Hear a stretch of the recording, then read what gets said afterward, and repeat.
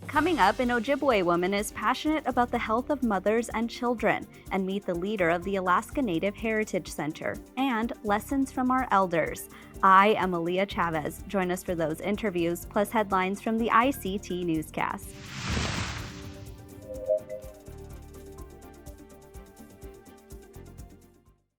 Arizona is home to 22 tribal nations and more than 340,000 Native Americans.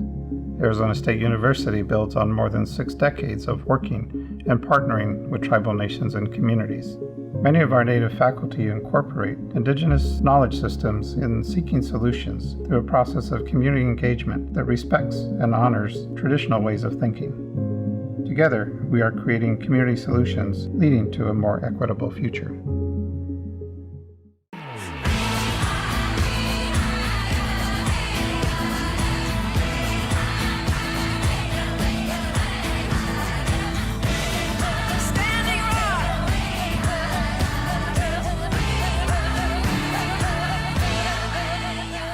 This is the ICT Newscast with Aaliyah Chavez.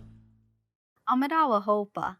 Welcome to ICT's new chapter. We have rebranded from our original name of Indian Country Today to ICT. Our name can mean what you want it to mean. It can mean Indigenous Country Today, Indigenous Communities Today, or just ICT. Regardless of what you choose, we're happy you're here to get your Indigenous news. We start in Utah, where 5 tribes will now co-manage Bears Ears National Monument alongside the federal government for the first time. Earlier this week, the Bureau of Land Management and the U.S. Forest Service signed a cooperative agreement with the Hopi tribe, the Navajo Nation, the Ute Mountain Ute tribe, the Ute Indian tribe of Uinta and Ouray Reservation, and the Pueblo of Zuni. One expert in Indian Country has been working on behalf of the Bears Ears Intertribal Coalition. She spoke to ICT about her reaction. Despite the fact that the federal government has made many broken promises, I think underneath this current administration, there is optimism and there are ways forward for our people to not only get our land back, but to actually uphold and assert tribal sovereignty in its true meaning. Officials say plans on how land will be used, as well as resource protection programs, will be discussed on an annual basis going forward. Indigenous Americans are taking a stand to protect their sacred mountain against a resort's expansion. More than a dozen Indigenous nations who hold the mountain sacred have fought the Arizona Snow Bowl resort's existence since the 1930s. The Hopi's name for the mountain is the place of snow on the very top. At the center of the controversy over Snow Bowl's proposed $60 million expansion is the resort's snowmaking operations. Tribal nations cite the resort's use of sewage to make artificial snow as a major concern. Testing in 2005 showed the snow contained trace amounts of hormones, antibiotics, antidepressants, and other pharmaceuticals. The resort's 2005 development plan had expired 6 years earlier, and Native nations say they were never notified. A Biden administration order last November requires tribal consultation for decisions by agencies such as the Forest Service. The order encourages the use of traditional ecological knowledge and land management practices, as well as co-management with tribes. Graduation season is just about to wrap up. Last month, over 100 high school graduates gathered in the Canadian city of Whitehorse for a special ceremony. APTN's national news team captured what was on the minds of these bright young people. Let's take a look. Oh, I'm here for the Native grad because I am graduating this year. Pretty nervous, excited, a little bit of both, yeah. He's not even already graduated. My mother sewed the embroidery and my godmother put it all together and had the Delta braid down here put on. My future plans are going back to school down the line and probably have kids. Yeah. Oh my God. I'm feeling happy. I'm like all these beautiful people here, all their beautiful regalia, and I feel like I'm in the right place right now. I am looking into doing nursing schools, like doing nursing courses. There's a 2-year course up in the college there that I'm looking into. Yeah, so I made this in less than 3 weeks to get it done for today, and it symbolizes my clan. I'm a wolf, and I have these paws for my brothers, because they're both wolves. I have all different kinds of mixed feelings, but mostly I'm incredibly proud of myself. If this was me last year, I would have never thought I would have made it here, and yeah, I'm just super proud of myself, and it's such a good day. I got accepted into UConn University, and I'm undecided between business and social work, but I'm leaning more towards social work. My auntie, Marla Charlie, she made the dress and the slippers, and she was my mom's best friend, who is she passed on a while ago, and so the belt, my grandma Winnie Greenland from McPherson made it. This is like just the first step of like the next chapter of my life, and it's just something to celebrate. And those are the headlines for the ICT Newscast. Coming up, meet leaders who are key to passing down the wisdom of our ancestors. But first, a Bush fellow wants to restore traditional Ojibwe customs around childbirth. Stay with us. Indian country today is now ICT.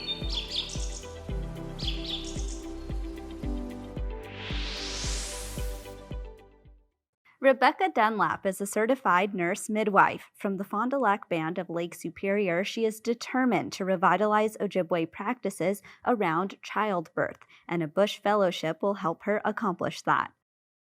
I decided to apply so it would align when I graduated with my doctorate in nursing and midwifery, because my hope was that then I could finish the degree and work on my dreams of pursuing a birth center for the Fond du Lac Reservation. And so that's really my goal. I'm hoping to use the next 2 years to really work on learning more about how I can do that, and then finishing the 2 years with hopefully opening up something for the reservation. I've been a doula since the early 2000s for my tribe at Fond du Lac.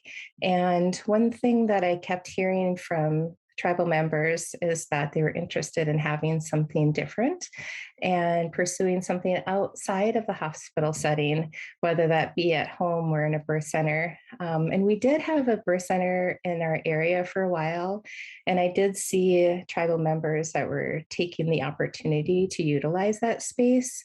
And that's really nice because with a birth center, oftentimes they'll take insurance. And so it makes it a little bit more cost efficient for people. And so just, in rural areas, it's really hard to access care too. And so having something on the reservation would just be so much more beneficial for people. Ojibwe Cultural Ways talk about the importance of family support. That's one teaching I received throughout the years too, working for my tribe, is that pregnancy and birth are really a sacred ceremonial time. And I learned that that's a time when everybody should really be walking in ceremony with that person. So whether that means, that person is eating and drinking fluids and staying hydrated and being healthy, having other people that are also doing the same thing with you. And also some things that I've learned along the way are how important our traditional values and our language are in bringing new life into the world. And also, like I was saying, in rural healthcare, I think there's a big challenge is transportation and receiving the care that you need. Also, being able to meet the unique challenges that we have as Alaska Native and Native American people. That was Bush Fellow Rebecca Dunlap. When we come back, a young leader reflects on Alaska Native cultures. Indian country today is now ICT.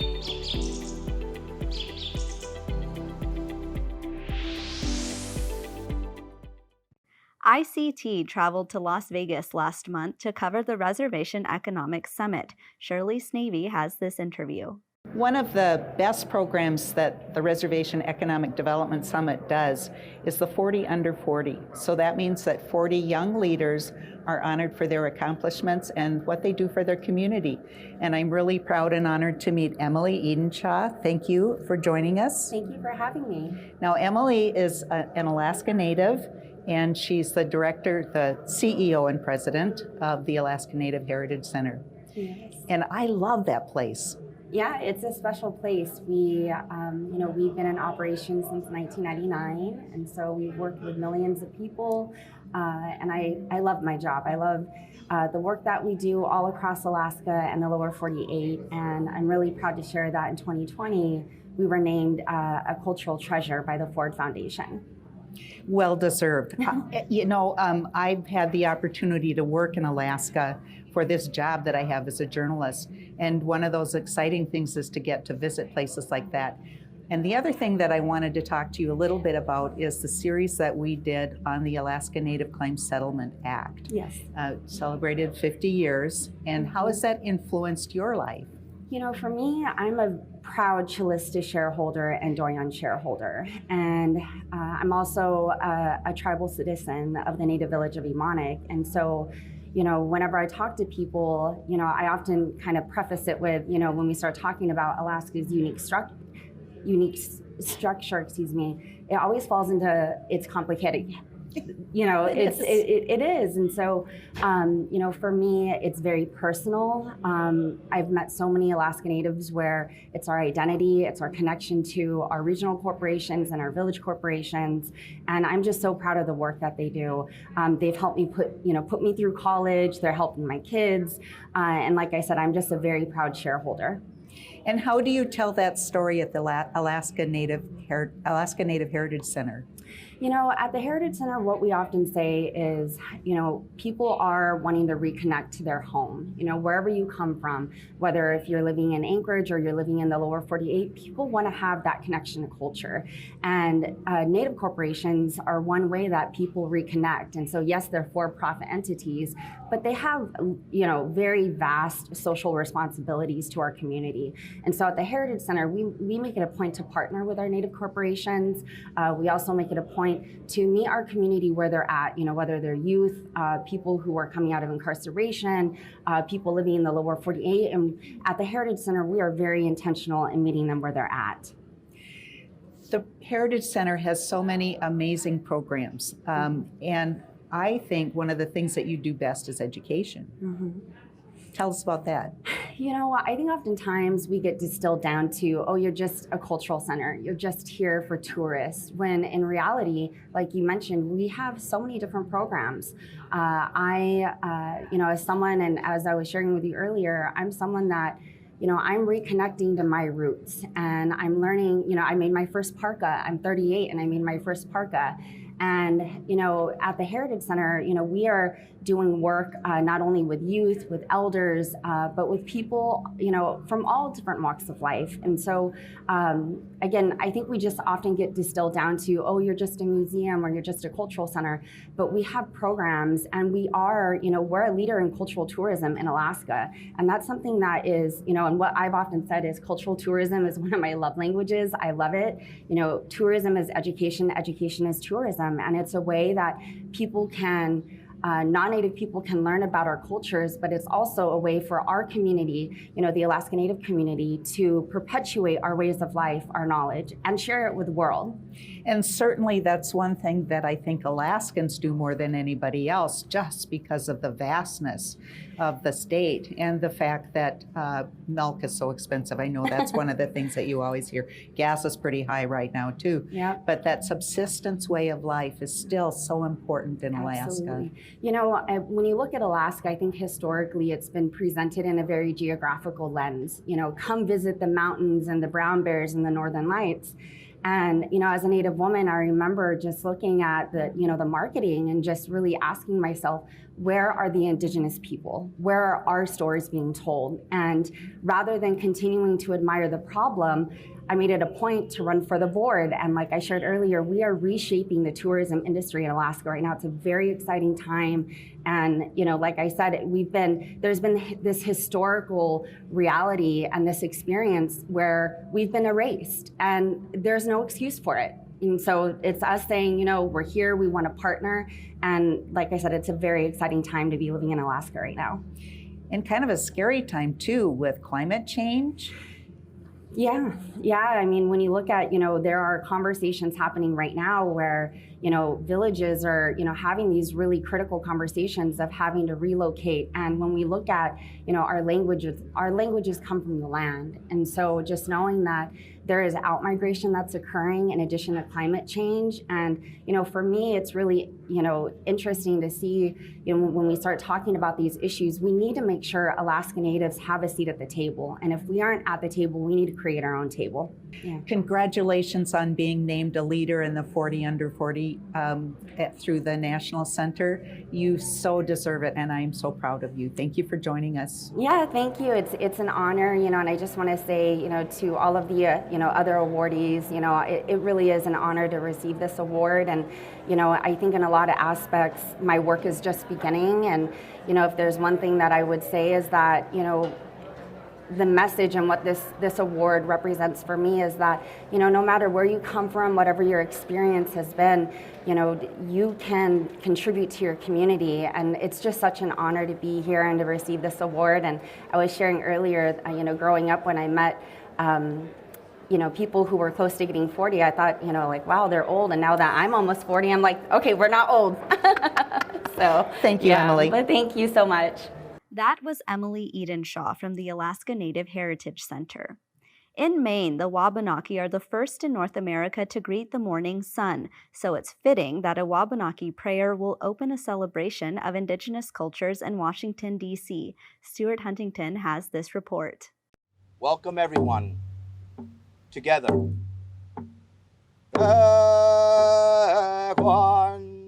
Dwayne Toma is dedicated to preserving his Passamaquoddy ancestors' language and songs and gives them new life in the 21st century. The language is so important to our people. Later this month, Toma will travel to Washington, D.C.'s Kennedy Center to represent the Passamaquoddy and the other Wabanaki nations at a major celebration of Indigenous culture and thought. The event marks the 25th anniversary of First Peoples Fund and the 50th anniversary of the Kennedy Center. Oh my God, it's an absolutely honor to be able to come to Washington, D.C., to be able to share historical songs and stories of our people. It's an absolute honor. The 3-day event features workshops, performances, film screenings, cooking demonstrations, and panel discussions led by Native artists, storytellers, and tribal elders that celebrate the arts, culture, and resilience of the continent's Aboriginal peoples. To some, it couldn't come at a more important juncture. We've seen in the last several years a lot of decomposition of our social fabric. And perhaps the expo can provide visibility to Indigenous values that could serve as a repair kit for that fabric. This show is a collision between a kind of futurity that wants to see a better, more joyful and equitable space for us all, and the best elements of this country's past, pre-Columbus. In Machias, Maine, Stuart Huntington, ICT. Elders are a source of wisdom. Ted Strong of the Yakama Nation in the Northwest is one of them. ICT's Mark Trahant brings you this interview from the Reservation Economic Summit. Most of our interviews are about programs or policies or things happening right now. This is not that. Today I'm talking to Ted Strong, and we're going to talk about an arc of history. It would be easy for us to talk about the last 40 years because we both watched it from a very great perspective. But really, let's talk about the last 10 or 20,000 years. Let's start with that. Ted Strong. Thank you, and welcome to Native America. All the listeners and observers out there, when we began our trek on Earth, it was during what we people term as legendary times, when the Earth, the sun, the stars, the moon, the fish, the animals, birds, they spoke. They spoke about the secrets of life. They spoke about the powers that came from nature. That became our lifelong vision. During our ancestral times, going back to the first humans, they began to learn about the earth. They learned about life. That developed the tribal ceremonials, which in turn gave us a sense of organization, discipline, and purpose. We roll all of that into goals, objectives in our business lives today. And that is something that enriches corporations. It enriches bureaus and governments, whether it's federal, tribal, state, or otherwise. And it gives the purpose of doing business with honesty, with justice. So the beginning of time to this time, it's an immense amount of time. The geological clock has only spun a few times around, but we're already facing things like endangered species. We're facing issues like disenrollment because of lack of blood quantum, and hurtful things, diseases like alcohol, drug abuse, suicides. So it's turbulent times, and we have to rely upon the strength and beauty and power of our culture to help us maintain some sense of balance. I understand that you mentioned that perspective. One of the persons who heard that was President Bill Clinton, and he called on you to then transmit that to him regularly. Yes, in 1993, we had a forest summit in Portland, Oregon. Natives were given 3 minutes to speak, out of a full day, to talk about why salmon and forests were important. Everybody there spoke about policy, about monetary needs, but my ancestors and my bosses told me to talk about spiritual powers that were necessary for essentials of life. My 3 minutes of talk were about those things that are critical to make sure that we kept alive the cultural beauty. And the president said, "I've never heard that kind of speech before." And he asked me if I would join his council on sustainable development, which was balancing equity, environment, and economy. And he said, there's a secret, there's a mystery, a thread that binds those three. And we think Native America has some of the answers, some solutions for us.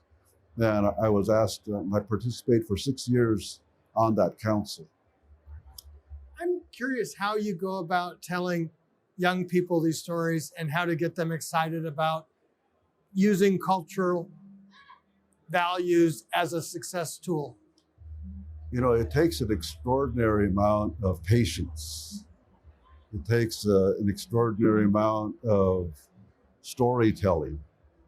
One has to be artful to interest them, because on the internet, on social media, they have thousands of interests that can lead them astray. It occupies their time. Before long, it occupies their mind, and it'll occupy their heart. You have to unravel some of that in order to get them to understand that there is this natural beauty as opposed to artificial intelligence. And it takes them wanting to develop that interest. That comes from practice of cultural religion. When they study religion from a native point of view, it's not like a building structure that is church. Church is something that emanates from the spirit of creation. Our stories of creation are fascinating. Our stories of creation are filled with wisdom. And they begin to understand that wisdom is different. It makes them stand out from all of the other peers that they may have. It gives them answers to substitutes for gang violence. It gives them a reason to live rather than think about committing suicide. It makes them understand that the proliferation of things like language, the preservation of natural foods, the preservation of the environment, all that comes from sustainability, these are things that we begin teaching earlier and earlier. So we start from kindergarten, and the kids are anxious to learn. They're easily led. When they get older and older, they become resistant. So it takes that patience and perseverance, and we've been able to do some of that. I like that idea of wisdom. Thank you so much for joining us today. Here's proof that Indigenous cultures are vibrant and changing. The Ivan Flett Memorial Dancers jigged to the hip-hop beats of DJ Kukum at Canada's Indigenous Day Live last weekend. Canada celebrates National Indigenous Peoples Day on June 21st each year. ICT's Miles Morso has this video.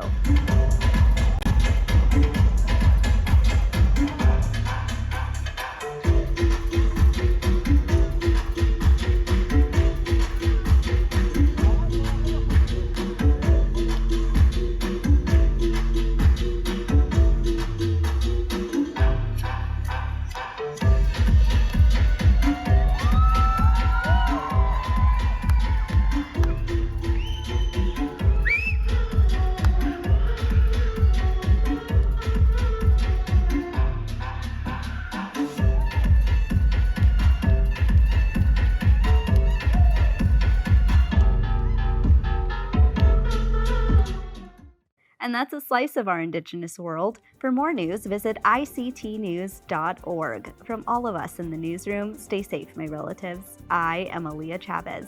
Sometimes you got to take a stand just because you know you can. Oh, you got to run, you got to run.